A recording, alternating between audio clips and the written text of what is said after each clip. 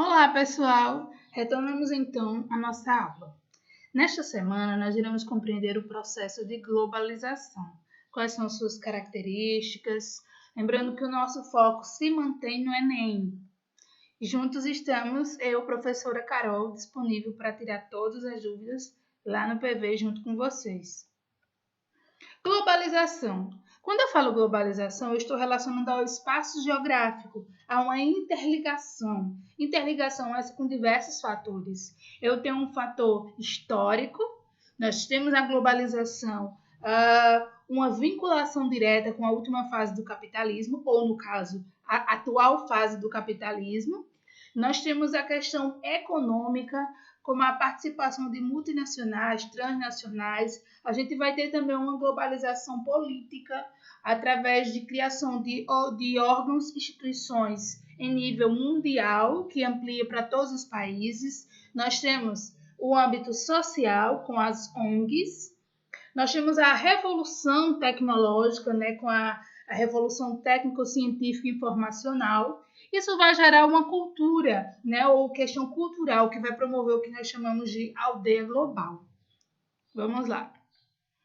Quando a gente fala de globalização, a gente se remete logo a alguns instrumentos que nos propicia essa globalização. Lembrando, globalização ela já é uma realidade. Porém, vale ressaltar que ainda não tem o mesmo nível para todos, a acessibilidade em todos os países, por exemplo. E nós vamos compreender que esse processo global ele vai ter um papel fundamental, na verdade, dos meios de comunicação com os meios de transporte. Vamos seguindo. A questão da comunicação em si, ela vai ser gerada por um processo evolutivo, onde esse processo evolutivo vai nos promover uma interligação com o mundo, com o globo.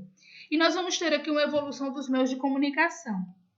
O primeiro meio de comunicação, vamos dizer, nós vamos ter uma linhazinha do tempo. O telégrafo, em 1830, telefone, em 1876, rádio, 1906, televisão, 1926, computador, 1941, fibra óptica, 1952, disco rígido, o HD, 1956, satélite, no caso artificial, 1957, laser, 1960, rede de computadores, 1969, e aqui nós vamos ter a representação do telégrafo, dos telefones, computadores e TVs. No caso, aqui representam lá no início desse processo, logo com o surgimento desses meios de comunicação. Continuando, nós fomos aí ao telefone, ao microcomputador pessoal, 1973, ao disquete, ao e-mail, 1971, ao compact disc, que no caso é o CD, que para muitos já se tornou ultrapassado, que foi criado em 1979, o modem para microcomputador pessoal, 1981, o notebook, o microcomputador portátil, 1983, popularização da internet, o telefone celular digital, webcam, 1991, smartphone, 1992, sistema de posicionamento global, GPS, 1993, o DVD, disco de vídeo digital, TV digital, 1995, rede sem fio, 1996, e aqui nós temos a representação de alguns desses instrumentos. Vale ressaltar que, apesar de ter as datas aí do surgimento desses meios de comunicação, como foi falado anteriormente, a acessibilidade a esses instrumentos, elas vieram a ocorrer, vamos dizer assim, de forma progressiva e não ao mesmo tempo em todos os lugares. Vai depender do nível de desenvolvimento de cada um. O iPod, 2001, aqui a gente já vai ter instrumentos mais recentes. O computador de superfície, o touchscreen, 2006, iPhone, 2007, iPad, tablets, rede 4G, 2010, super recente, Ultrabook, 2011, smartphone 4G, 2012, e tantos outros instrumentos que é impossível enumerar aqui. Todos os dias estão sendo criados, né? Produzidos os instrumentos, os meios de comunicação ainda mais avançados. Aqui nós temos a representação desses instrumentos, o processo evolutivo. Lembrando-se que nós fizemos aqui uma linha do tempo para representar. Contudo, existem instrumentos sendo criados a cada minuto neste mundo. Aqui, capitalismo e globalização. Nós sabemos que quando a gente refere-se à globalização, nós temos uma ligação direta com o capitalismo. Jornais, revistas, livros, rádio, TV, todos esses meios de comunicação, incluindo a internet, eles propagam permanentemente a ideia de que vivemos em um mundo globalizado. Esse termo de globalização ele veio a ser disseminado na década de 80 nos meios acadêmicos e empresariais. Só a partir desse período que ele começou a se tornar, esse termo globalização se tornou corriqueiro para as pessoas, para a mídia no geral. Aqui a gente vai ver a relação. Por que esse termo globalização? Por haver essa interligação entre as pessoas de todo o mundo, principalmente através dos meios de comunicação. O que acontece? Nós vamos ter aí algumas características advindas com esse processo global. Por exemplo, nós teremos aí essa questão, a revolução tecnológica e a integração do espaço. O que é que vai acontecer? Vai haver uma expansão desse capitalismo em escala planetária. Vai haver uma hegemonia, um domínio desse sistema capitalista, onde ele vai se apresentar principalmente no final do século XX e início do século XXI. Nós já vimos nas aulas anteriores, onde a gente compreendeu as fases do capitalismo, que em cada período histórico foi característico da sua fase. A terceira revolução industrial, ou a tão conhecida revolução tecnológica, promove um desenvolvimento científico e tecnológico impulsionado principalmente pelos países ricos e mais desenvolvidos. Nós temos exemplo aí os Estados Unidos, Canadá, Alemanha, Inglaterra, França e Japão. O que acontece? Vai haver uma integração cada vez mais efetiva, um fluxo, uma circulação de mercadorias, informações e pessoas entre diferentes regiões do mundo. Isso vai ser promovido principalmente pelos avanços dos meios de transporte. As mercadorias, principalmente, os navios de grande porte, aviões cargueiros. O avanço dos meios de transporte também vai promover um maior fluxo de pessoas, né? Vai haver uma expansão desses fluxos comerciais. O que vai ser promovido aí para o que nós chamamos de aldeia global. Quando a gente se refere à aldeia global, a gente está relacionando diretamente aquela expressão de que todo mundo faz parte do mesmo grupo, né? Quando a gente lembra de aldeia, a gente lembra, vamos dizer, de uma aldeia indígena, onde todos ali têm os mesmos costumes, a mesma crença, enfim, todo mundo está integrado naquele grupo.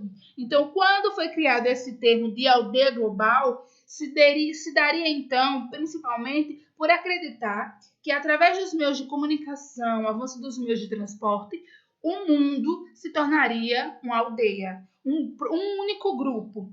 Porém, existe, sim, uma crítica, né?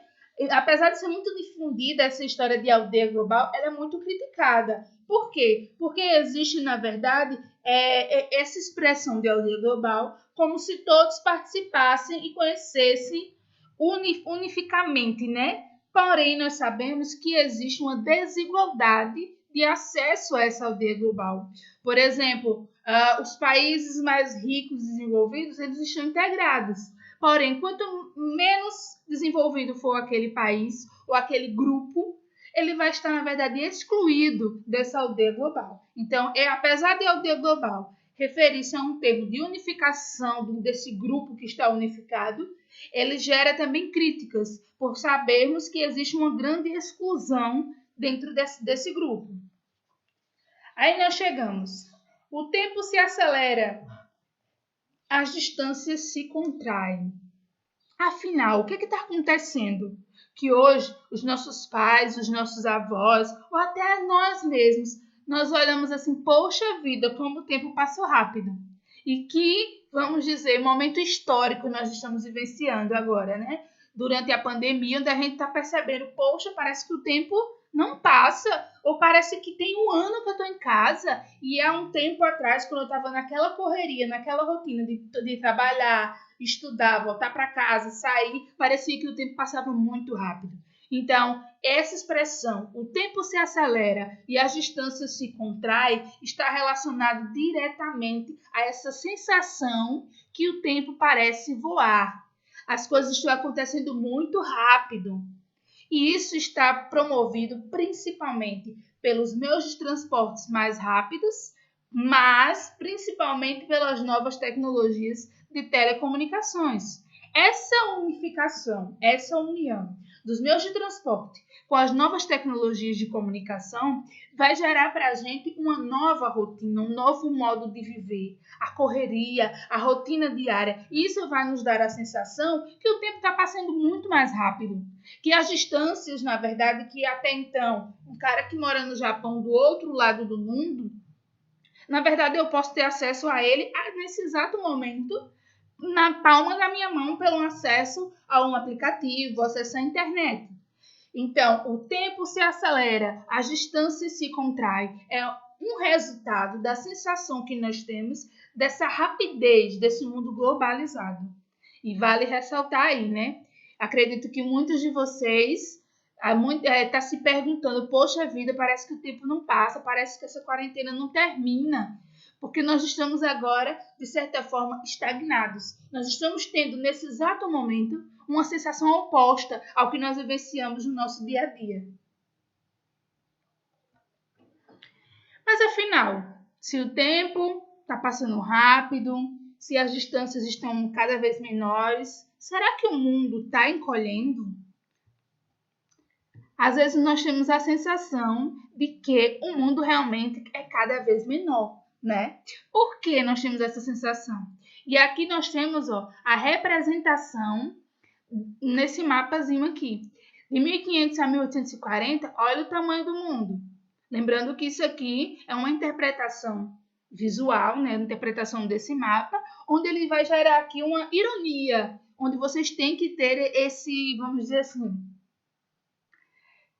a agilidade, vamos dizer assim, de interpretar. Olha o que ele representa. Qual será que o mundo mesmo deixou de ser desse tamanho e ficou desse tamanho? Ou será que foram, na verdade, as alterações no decorrer dessa concepção geográfica, desses avanços tecnológicos que promoveram esse encolhimento? Aí nós temos, de 1500 a 1840, a velocidade das carruagens e dos barcos à vela era em média de 16 km por hora. Em 1850 a 1930, a velocidade das locomotivas a vapor era de 100 km por hora e dos barcos a vapor 57 km por hora. Nos anos de 1950, os aviões, a propulsão era de 480 a 640 km por hora. A partir da década de 60, os jatos de passageiros eram de 800 a 1.100 km por hora. O que de fato está promovendo essa sensação de encolhimento do mundo é exatamente isso. Por exemplo, a evolução desses meios de transporte. A rapidez que nos é promovida o tempo todo nos gera a sensação de que o mundo está encolhendo. Aí nós veremos também como a globalização ela se dissipa, ela se divide. E aí nós vamos chegar na globalização econômica. A globalização econômica nada mais é do que representada pela expansão e a hegemonia do capitalismo, né? A economia capitalista globalizada. O que isso vai promover? A dispersão da atividade industrial pelo mundo, direcionada às economias periféricas e menos desenvolvidas. Nós já vimos nas aulas anteriores que o processo de industrialização ocorreu de forma desigual, de acordo com o nível de desenvolvimento de cada país. E isso vai se refletir no processo de globalização diretamente. O que acontece? Com a questão industrializada, ela está focando mais nos países mais desenvolvidos. Com esse processo de globalização econômica, vai gerar dispersão. O que é que acontece? Vai ser a desconcentração industrial que vão sair dos países ricos, que até então existia uma grande concentração industrial, e agora, a partir desse avanço dos meios de transporte, dessa disseminação tão rápida de informação, eles vão ser direcionados às economias periféricas e menos desenvolvidas. A partir daí, nós vamos ter a expansão das grandes corporações chamadas multinacionais, que nada mais são do que grandes empresas, grandes corporações, que têm sua sede, né, a sua matriz no seu país de origem, parte delas, né, a grande maioria, na verdade, nos seus países ricos desenvolvidos, e existem filiais, né, distribuídas em vários outros países. Então, nesse período de globalização econômica, essas multinacionais elas focaram onde? Nos países periféricos. Exemplo, Brasil, México, Argentina, África do Sul, Índia, Coreia do Sul, dentre outros. Mas, afinal, o que promoveu essa dispersão da atividade industrial dessas multinacionais que até então eram concentradas apenas nos países ricos e desenvolvidos? Vocês lembram que a gente já viu lá na indústria, nas aulas anteriores, que existem, na verdade, fatores que justificam uma grande empresa sair de uma região super desenvolvida e ir para regiões mais periféricas, que nada mais são do que elas visam as vantagens oferecidas, como baixo custo de mão de obra, disponibilidade de recursos naturais, ou seja, as matérias-primas, incentivos fiscais, além do que esses países, essas regiões menos industrializadas, têm legislação trabalhista e ambiental muito menos rígida, né? Ou no caso, bem, vamos dizer assim, flexível, acessível. Isso propicia nada mais do que a obtenção de lucro. Então, essa dispersão da atividade industrial ela foi promovida e idealizada principalmente a partir da globalização econômica, onde eles puderam perceber que, através do avanço dos meios de transporte e dos meios de comunicação, eles poderiam ter uma interação direta com essas regiões mais periféricas e ainda assim adquirir um grande índice, no caso, né, grandes valores, altos lucros oferecidos por essas regiões menos industrializadas. Outras condições são as grandes mudanças nas relações econômicas e comerciais entre os países. Por exemplo, nós sabemos também, de acordo com as aulas anteriores, que o Brasil, o seu processo industrial, ele está voltado principalmente para o setor primário, para os bens primários. Isso porque nós temos essa herança ainda lá do período colonial, né? Aquele pacto colonial que fazia com que a gente só pudesse ter relação econômica com a nossa metrópole. Isso vai gerar para a gente uma industrialização tardia, né? Então, a nossa produção de início seriam apenas os bens primários, né? Do setor primário. A partir do momento que existe essa nova relação econômica globalizada, as economias periféricas elas vão começar a se industrializar, principalmente com a participação de capital estrangeiro, como, por exemplo, o capital das multinacionais. A partir daí, elas vão se basear também não só nos bens primários, como também agora nos bens manufaturados, através do processo de industrialização desses países, como é o exemplo do Brasil. Apesar dos benefícios para o desenvolvimento das economias periféricas, vale ressaltar que a dependência econômica e tecnológica desses países vem se acentuando cada vez mais em relação às nações mais ricas e industrializadas. Apesar dessa expansão, dessa globalização econômica ter auxiliado esse processo industrial, por exemplo, com a expansão das multinacionais, investimento capital estrangeiro favorecendo a industrialização desses países, ainda se mantém uma grande dependência econômica e tecnológica, principalmente em relação às nações mais ricas e industrializadas. E aqui nós vamos chegar a um processo chamado fragmentação do processo produtivo. O que seria essa fragmentação do processo produtivo? Nada mais do que um novo sistema produtivo, uma nova organização produtiva. O que seria essa nova a nova organização com esse processo globalizado? Nada mais é do que a divisão de etapas da fabricação e de montagem de seus produtos.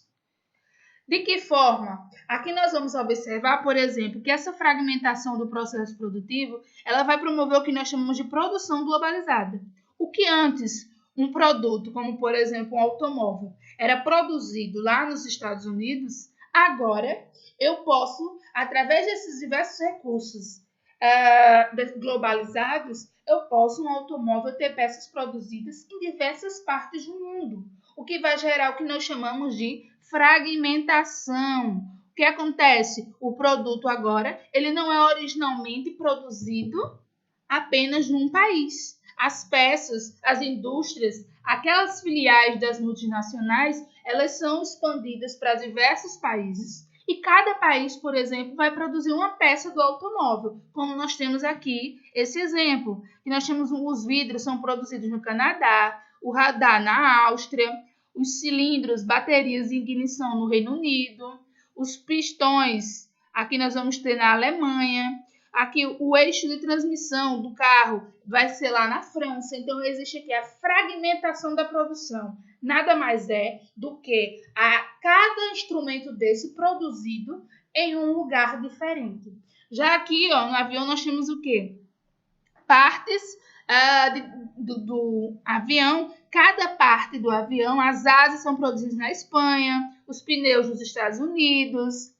Aqui nós vamos ter o motor também nos Estados Unidos, o estabilizador lá no Chile, o interior da cabine de passageiros dos Estados Unidos. Aqui partes da entrada de selagem ali nós vamos ter lá na Bélgica. Então, o que é que acontece? Qual o principal foco dessa fragmentação de produção? Diminuir custos operacionais de produção e ampliar a lucratividade, visto que cada filial dessa multinacional instalada num país diferente, principalmente nos países periféricos, a mão de obra vai ser mais barata, a produção vai sair mais barata e isso notavelmente vai ampliar a sua lucratividade. Componentes fabricados em países diferentes gera também essa dependência da produção de cada país. E isso, inclusive, nós veremos na nossa próxima aula, que vai gerar um reflexo no atual momento que nós estamos vivenciando, por exemplo, desta pandemia, onde países que têm um alto índice de dependência desse processo produtivo está tendo um grande desgaste. Tá? Na próxima aula, provavelmente, a gente vai abordar esses assuntos. Olha aí, está havendo uma fragmentação tanto de bens industrializados, dos que nós vimos exemplos automóveis, aviões, como também nos setores de serviços. Um grande exemplo é telemarketing, por exemplo. As grandes empresas que são instaladas, sediadas nos Estados Unidos, Canadá, Inglaterra, o que é que elas estão fazendo? Estão contratando os operadores de telemarketing dos países periféricos, como por exemplo na Índia, que nós sabemos que é a segunda maior população do mundo. Estão lá instalados os call centers, né? Os atendimentos, o populacional da empresa que está lá nos Estados Unidos é feito pelo pessoal da Índia. Isso promove, como nós sabemos, uma questão de ampliação, né? Essa ampliação desse sistema globalizado. E eles daí, para se deparar com a concorrência, eles vão aderir várias estratégias, como por exemplo, agora eles estão inserindo cada vez mais a informatização, robotização e automação. Isso vai diminuir custos com a mão de obra, ou seja, uma das estratégias é substituir a mão de obra humana pela máquina. Outra estratégia, a eliminação do desperdício e a redução dos estoques, que nós já vimos lá voltando lá no toyotismo, onde a gente aprendeu o just time, né? Que hoje muitas empresas, para não ter prejuízo, elas estão produzindo de acordo com a procura, certo? E isso é uma grande estratégia, principalmente para no período que nós estamos agora, né? Dessa crise sanitária e econômica, ela vai se refletir diretamente nessa produção industrial. E, principalmente, para valorizar sua marca, eles investem pesado em propaganda e marketing. Quantas vezes a gente não está aí assistindo um vídeo no YouTube, a nossa videoaula e aparece lá uma propaganda, a gente vai assistir TV e aparece diversas propagandas, enfim. Isso é uma grande estratégia para valorizar a sua marca e enfrentar a concorrência com as demais empresas. Chegamos então aos fluxos e redes no espaço globalizado. Quando a gente fala fluxo, a gente se lembra de quê? Refere-se ao quê? A circulação, movimento. Então, esse fluxos e redes no espaço globalizado vai promover uma circulação de mercadorias, informações, capitais e pessoas ao redor do mundo. E tudo isso vai ser promovido principalmente através de redes e sistemas de transporte e de comunicação que estão cada vez mais sofisticados. Vai promover a interligação de diferentes lugares do mundo. Os transportes, essa evolução dos meios de transporte, a rapidez dos meios de transporte, vai promover então aí o comércio internacional, através principalmente de fluxos de matérias-primas e mercadorias.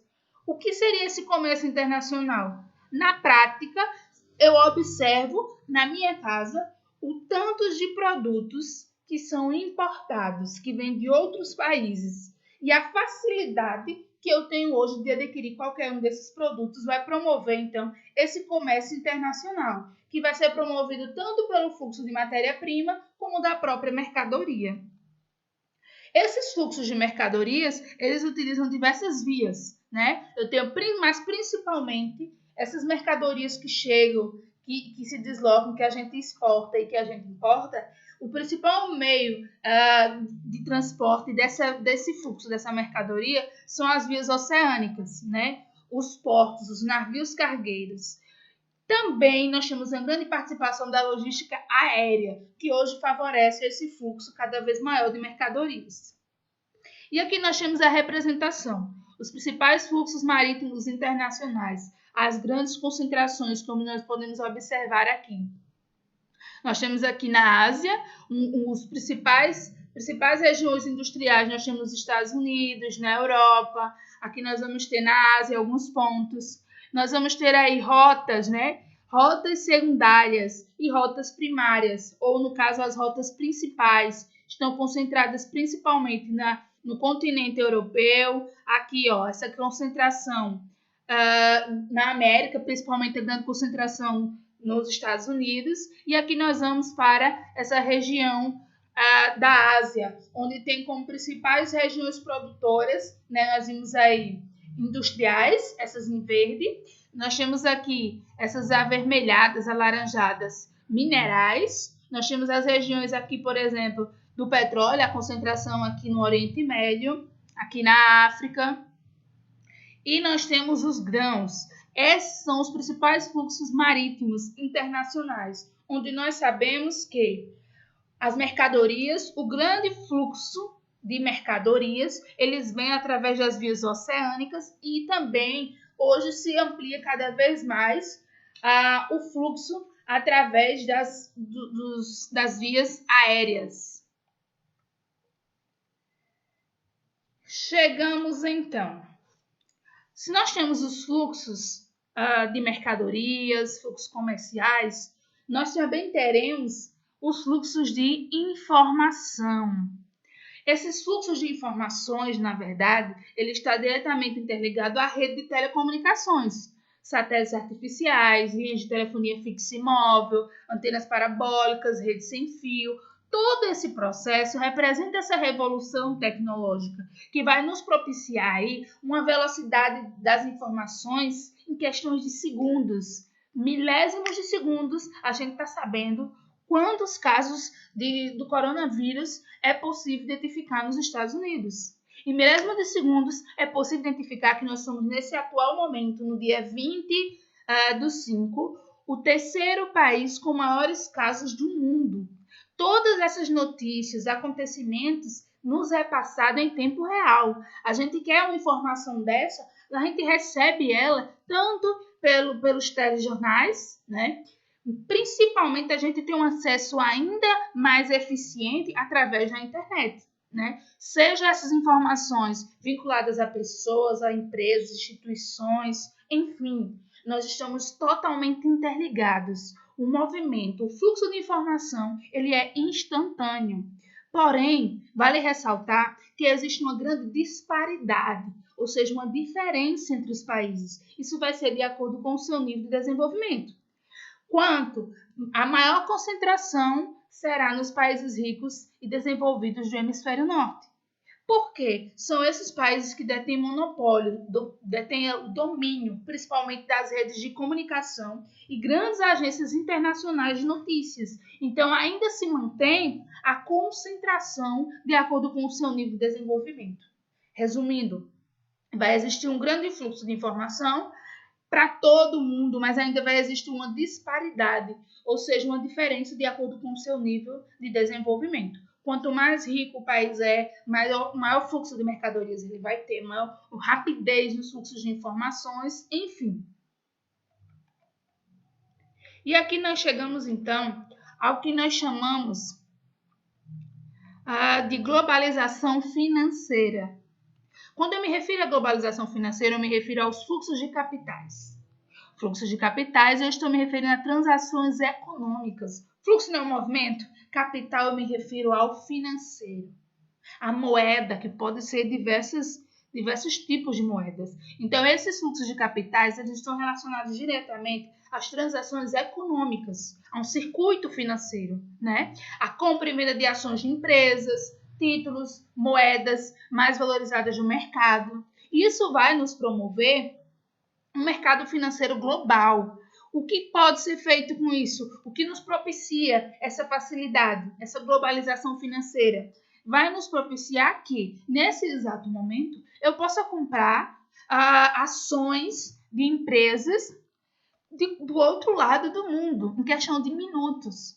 Isso envolve cifras milionárias, não que seja o meu caso, né? Enfim, vamos sonhar. Porém, vale ressaltar que essa facilidade, esse fluxo de capital, ele vai ser promovido principalmente através das bolsas de valores.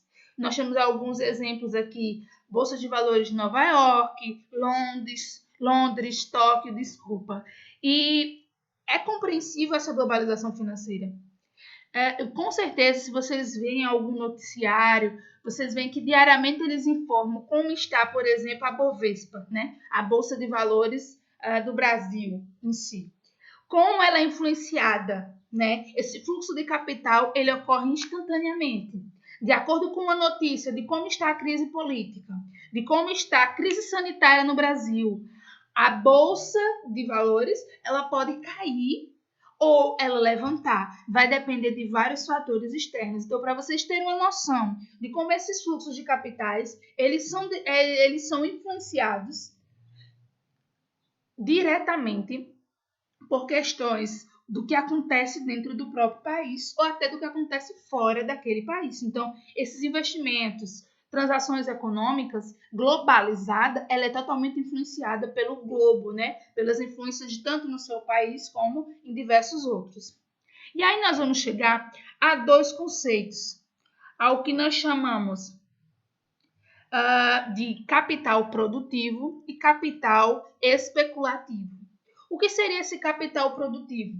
São investimentos voltados para a produção e prestação de serviços. Exemplo, vamos dar como exemplo aqui, nós temos, por exemplo, o Todo Dia. O Todo Dia é um supermercado que ele é caracterizado, então, quando o cara vem investir o supermercado Todo Dia, a rede Todo Dia em Arapiraca, ele está fazendo um investimento voltado para a produção e prestação de serviço aqui no nosso país. Então, ele está investindo no capital produtivo. Apesar, vale ressaltar, a rede Todo Dia, por exemplo, pertence a uma multinacional que o lucro dessa empresa vai voltar para o seu país de origem. E eu tenho também o capital especulativo, que nada mais é do que são investimentos que buscam a obtenção de vantagens imediatas, como, por exemplo, um investimento na Bolsa de Valores, onde simplesmente eu compro uma ação hoje, eu vou investir o meu dinheiro na Bolsa de Valores num dia e vou sair no outro dia com um lucro altíssimo. Então, isso promove o quê? Essa divergência. Capital produtivo é um tipo de investimento voltado para a produção e prestação de serviços, que vai me dar um lucro, sim, mas há vamos dizer, um prazo, né? Capital especulativo é um capital que eu quero uma obtenção de vantagem já, imediata. E um desses instrumentos, um dos principais, nós temos aí investimento nas bolsas de valores no mundo afora. Enfim, chegamos então à conclusão da nossa aulinha de hoje, onde nós compreendemos esse processo globalizado, de como existe aí a globalização econômica, a globalização financeira, o fluxo de informação, de mercadorias e capital, os tipos de investimentos que esse mundo globalizado nos permite fazer. De tal forma, nós chegamos então à nossa atividade proposta dessa semana. Nós iremos fazer algo diferenciado. Referente ao que nós estudamos hoje o nosso segundo capítulo do livro, ou no caso, a segunda unidade do livro. E com isso, a atividade dessa semana vai ser perguntas e respostas no nosso livro didático, da página 52 e 53, onde vocês vão postar foto da atividade respondida lá no Classroom. Nós temos como prazo final de entrega a próxima terça-feira, no dia 26. Enfim, gente, nós sabemos que estamos vivenciando algo, vamos dizer assim, novo, diferenciado. Sabemos também que tanto vocês quanto nós, professores, estamos nos doando e fazendo o nosso melhor. E a gente espera que essa globalização seja também de esperança, né? Que nós possamos interligar nesse mundo global com foco, com esperança e a certeza de que tudo isso vai passar. Mas o principal, a certeza de que nós vamos sair desse momento ainda mais amadurecidos de conhecimento. Então não deixa aí de assistir, de cumprir com as atividades, de vocês ficarem ativos. Nós estamos todos juntos. Um grande abraço da Prof. Carol. Tchau!